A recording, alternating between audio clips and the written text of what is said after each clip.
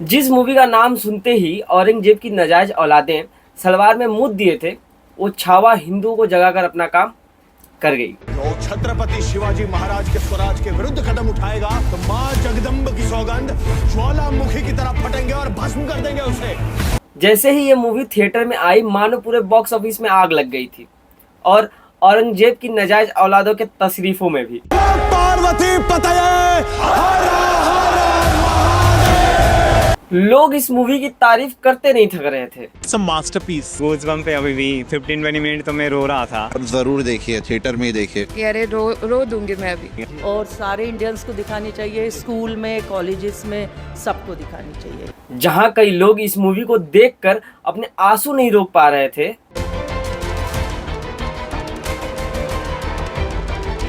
वहीं दूसरी ओर औरंगजेब की नाजायज औलादे और उनका लिबरल इकोसिस्टम इस्लामोफोबिया का बंदी रोना लेकर बैठा हुआ है।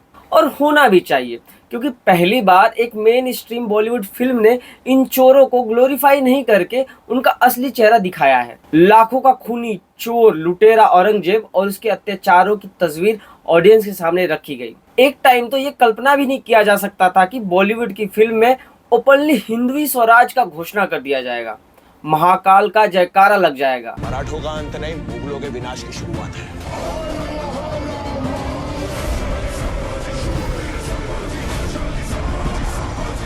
अब कई लोग ये कह रहे हैं कि छावा बस एक मूवी नहीं है, यह इशारा है भारत के बदलते हुए कल्चरल शिफ्ट का, जो हमारी आंखों के सामने हो रहा है। देखिए, अंग्रेजी में एक टर्म होती है ओवरटर्न विंडो। ये एक ऐसा कॉन्सेप्ट होता है जो बताता है कि सोसाइटी में क्या चीज एक्सेप्टेबल है और क्या चीज एक्सेप्टेबल नहीं है। आसान भाषा में समझाऊं तो जो आइडियाज ओवरटर्न विंडो के अंदर होते हैं वो लोगों को सही लगते हैं, जैसे कि वीमेन एजुकेशन हो गया, और जो आइडियाज इसके बाहर होते हैं उसे एक्सेप्टेबल नहीं माना जाता है, वो लोगों को गलत लगता है, जैसे कि चाइल्ड मैरिज हो गया। अब ये जो विंडो होती है ना, वो शिफ्ट हो सकती है, मतलब कि जो चीजें पहले गलत थी वो आगे चलकर सही भी हो सकती हैं।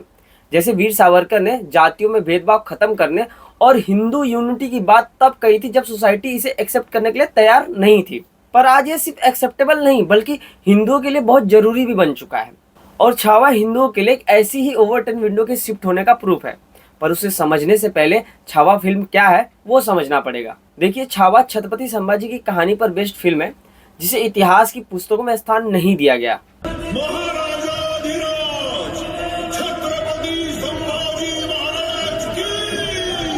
क्योंकि उन्होंने अपने गुरिल्ला वॉरफेयर से मुगलों की तस्वीर सुझा दी थी, और आपको इस फिल्म में मुगलों का पिछवाड़ा सुझा हुआ दिखेगा।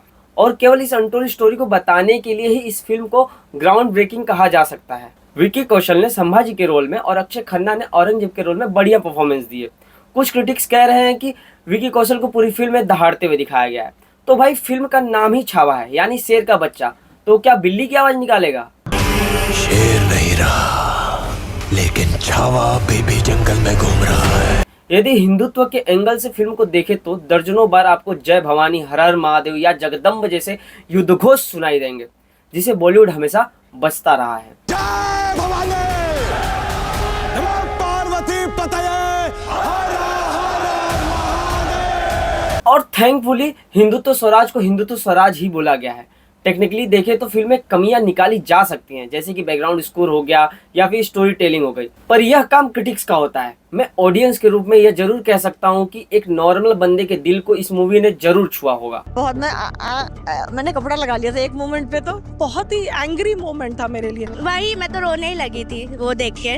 मतलब औरंगजेब से भी क्रूरता किया ऐसा लगा मुझे। वो हमारे लिए भी अनएक्सपेक्टेड था, मतलब कुछ बोल नहीं सकते। और इसका ना एक रीजन है, छावा हिस्टोरिकली हिंदुओं के रेजिलियंस को दिखाने में सक्सेसफुल रही है। पर एक पॉइंट और भी है, जो इतिहास को जानते हैं वो फिल्म में लगाए गए सेकुलरिज्म के छौक को सेकंड में पकड़ लेंगे। फॉर एग्जाम्पल, एक सीन में संभाजी महाराज फिल्म में कहते हैं कि हमारी लड़ाई किसी धर्म से नहीं बल्कि स्वराज्य के लिए है, और एक दूसरे सीन में युद्ध में के बीचों बीच एक मुस्लिम बच्चा आ जाता है। संभाजी महाराज युद्ध छोड़कर उस बच्चे को बचाते हैं और उसकी माँ को देकर आते हैं। तीसरे सीन में मराठा पूरे शहर को जला देते हैं, बस एक मस्जिद को छोड़कर। पर सबसे ज्यादा डिसअपॉइंटिंग था लास्ट में ढंग से यह न दिखा पाना कि संभाजी महाराज की आंखों को फोड़ना, जीभ काटना या नाखून उखाड़ देना जैसी यातनाएं केवल इसलिए दी गई थी क्योंकि उन्होंने इस्लाम कबूल नहीं किया था। बस औरंगजेब आता है, 2 सेकंड में कहता है कि भाई धर्म बदल लो और बात खत्म। भाई साहब, संभाजी को धर्मवीर कहते ही इसलिए हैं क्योंकि उनकी हत्या इस्लाम को एक्सेप्ट ना करने और हिंदुत्व पर अड़े रहने के कारण की गई थी। और फिल्म में जो सेकुलराइजेशन का थोड़ा सा प्रयास किया गया है ना, ये भी हिस्टोरिकली फेक है।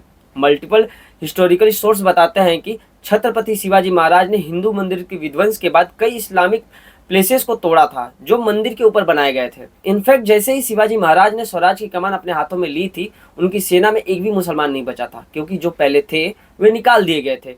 यही नहीं, छत्रपति शिवाजी जो थे ना, वो घर वापसी तक के पक्ष में थे। उन्होंने भारी विरोध के बाद भी नेताजी पालकर नाम के लीडर को, जो कभी दबाव में मुसलमान बन गया था, उसे दोबारा हिंदू बनवाया था। छत्रपति शिवाजी ने ही हिंदवी स्वराज का नारा भी दिया था और संभाजी एग्जैक्टली यही फॉलो करते थे।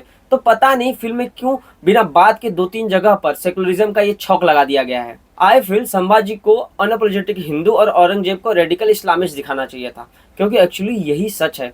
पर इन कुछ कमियों के बाद भी छावा हिंदुओं की बहुत बड़ी जीत है, क्योंकि ये एटलीस्ट उस स्टोरी को सक्सेसफुली कहती है जिसे कहने की आज तक बॉलीवुड की हिम्मत नहीं हुई है। छावा का बनना सेकुलरिज्म के उस ओवरटर्न विंडो के शिफ्ट होने का प्रूफ है। सवाल बस ये बचा है कि हिंदुत्व की इस ओवरटर्न विंडो को छावा जैसी फिल्में और कितनी बढ़िया तरीके से शेप करने वाली हैं। इसका जवाब आप कमेंट बॉक्स में दीजिए। अच्छा लगा वीडियो तो लाइक कर दीजिए और शेयर जरूर करना। मिलता हूँ अगले वीडियो में, तब तक के लिए बाय बाय।